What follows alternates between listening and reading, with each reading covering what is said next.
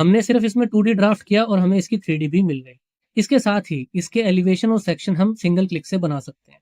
तो दोस्तों यहाँ सिंगल क्लिक के साथ हमें इसका सेक्शन मिल गया है। तो दोस्तों आज की वीडियो में हम ऑटोकैड और ऑटोकैड आर्किटेक्चर दोनों के बीच का डिफरेंस कैलकुलेट करेंगे। दोस्तों यहाँ मैंने ऑटोकैड 2023 ओपन कर लिया है, इसके साथ में ऑटोकैड आर्किटेक्चर 2025। अब दोनों में हम एक किचन बना लेते हैं और देखते हैं इसमें कितना टाइम और कितना डिफरेंस आता है। सबसे पहले ऑटोकैड 2023 में यहाँ एक किचन बनाते हैं 5 मीटर इंटू 3 मीटर। खोल देते हैं इसके अंदर की तरफ 15।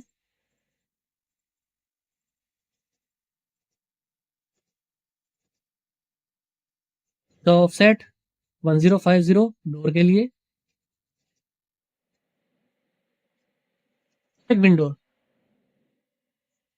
जो कि टोटल लेंथ में 1800 रहेगी।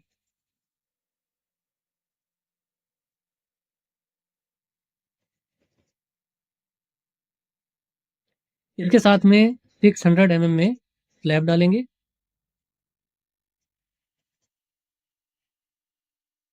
तो दोस्तों इस तरह से हमने यहाँ एक किचन ड्राफ्ट करी। अब ये हमने ऑटोकैड में बनाई है, इसमें सिंपल हमें एक फ्लोर प्लान मिला। दोस्तों इसी चीज को अगर इसी तरह से हम ऑटोकैड आर्किटेक्चर में बनाएंगे तो हमें इसके साथ साथ क्या और एक्स्ट्रा ऑप्शन मिल जाएंगे वो मैं आपको दिखा देता हूँ। ये हमारा ऑटोकैड आर्किटेक्चर 2025 है। अब यहाँ हम इसमें सेम किचन इसके हिसाब से बनाएंगे। सबसे पहले वॉल लेंगे 5 मीटर, 3 मीटर, 5 मीटर। सेम चीज बन गई, इसमें हमें वॉल ऑटोमेटिकली मिल गई। अब इसके बाद यहाँ एक डोर ले लेते हैं। डोर को भी सेम उसी तरह से प्लेस कर देंगे। इसके साथ में एक विंडो ले लेते हैं।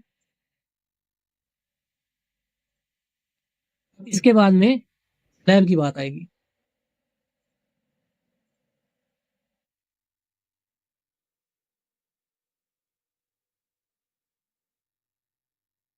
अब दोस्तों हमने ये जो स्लैब बनाया इसकी हाइट भी मैनेज कर लेते हैं। थिकनेस रहेगी 50, इसकी हाइट रहेगी 850 टॉप, जो हमारा किचन टॉप रहेगा। इस तरह से इसको रखेंगे। इसी के साथ में नीचे की तरफ भी एक स्लैब मार्क कर देते हैं जो कि ओवरऑल हमारे फ्लोर को यहाँ दिखाएगी।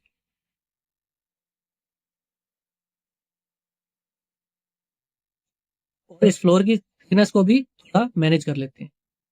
मान लीजिए इसको हम नीचे 2 फीट की थिकनेस दिखा देते हैं 0 पर। तो दोस्तों यहाँ भी हमने एक किचन मार्क कर लिया है लगभग उतने ही टाइम में।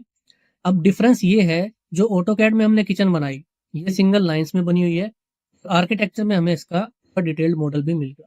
इसके साथ ही अगर हम व्यू में जाकर आइसोमेट्रिक व्यू में जाते हैं तो यहाँ हमें इसकी 3D भी मिल गई कुछ इस तरह से। हमने सिर्फ इसमें 2D ड्राफ्ट किया और हमें इसकी 3D भी मिल गई। एक बार इसको वापस करते हैं। इसके साथ ही इसके एलिवेशन और सेक्शन हम सिंगल क्लिक से बना सकते हैं। फिलहाल अगर मैं एक सेक्शन कट करता हूँ कुछ इस तरह से,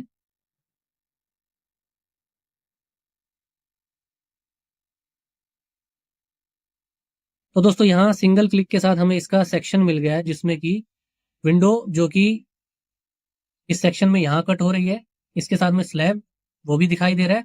जो हिस्सा स्लैब का सॉलिड फिल कट रहा है वो भी दिख रहा है और जो जो कि सामने की तरफ दिखाई देगा वो भी यहाँ दिख रहा है। टोटल डिटेल में हमें ये सेक्शन भी मिल गया है, इसकी 3D भी मिल गई। इसी तरह से इसके टोटल एलिवेशन सेक्शंस हम बना सकते हैं। लगभग टाइमिंग उतना ही रहा बल्कि उससे जल्दी हमने ये काम किया और डिटेल्ड मॉडल 3D भी और 2D भी हमें साथ के साथ मिल गया। तो दोस्तों दोनों में ये डिफरेंस रहेगा अगर आप ऑटोकैड में काम करते हैं या फिर ऑटोकैड आर्किटेक्चर में। आर्किटेक्चर में इसमें आपको आर्किटेक्चर से रिलेटेड एक्स्ट्रा ऑप्शंस मिल जाते हैं। इसी तरह से ऑटोकैड के बाकी प्रोडक्ट जो है जैसा कि ऑटोकैड इलेक्ट्रिकल, तो इसमें आपको इलेक्ट्रिकल से रिलेटेड एक्स्ट्रा ऑप्शंस मिल जाएंगे। इसी तरह से AutoCAD map 3D, AutoCAD mechanical, AutoCAD MEP, AutoCAD plant 3D और ऑटोकैड रास्टर डिजाइन। दोस्तों इसमें ऑटोकैड की तरफ से हमें अलग अलग प्रोडक्ट मिलते हैं और इसमें आपने देखना है अकॉर्डिंगली आप किस फील्ड में या किस एरिया में काम कर रहे हैं उसके हिसाब से कौन सा ऑटोकैड आपके लिए बेस्ट रहेगा। तो हम यहाँ आर्किटेक्चर की बात कर रहे थे, तो हमारा ऑटोकैड आर्किटेक्चर हमारे लिए दी बेस्ट रहेगा नॉर्मल ऑटोकैड में काम करने के मुकाबले। यहाँ हमने सिर्फ किचन ड्राफ्ट की जो कि लाइंस में टुकड़ों में है, जबकि इसके कंपैरिजन में ऑटोकैड आर्किटेक्चर में हमें टोटल डिटेल मिल गई हमारे इस किचन की। तो इसमें 2D drafting, 3D modelling, sections, elevations, सभी डिटेल्स हम जल्दी से जल्दी बना सकते हैं। दोस्तों ये एक छोटा सा एग्जांपल था ऑटोकैड और ऑटोकैड आर्किटेक्चर को कंपेयर करने के लिए। आज की वीडियो में आपके साथ यही डिटेल शेयर करनी थी। आपसे मिलेंगे अगले वीडियो में, तब तक के लिए अपना ध्यान रखें, खुश रहें। Thank you so much friends.